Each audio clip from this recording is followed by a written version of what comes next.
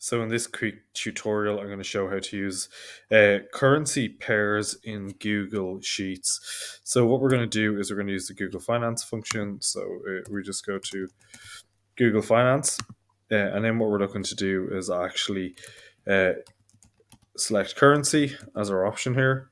And then what we're going to do is we're going to do colon, and then we're going to pick a currency pair. So let's say USD and then to euro.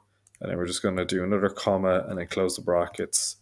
And we can see here that one euro, or what is it? $1 will get you 93 cents. So that's how we actually use the currency function in Google Sheets. But I've also done it for some other currencies here. Let me just stretch this out. So the currency pair for US dollar to euro is USD to EUR, but if you wanted to change that around, that'd be EUR to USD.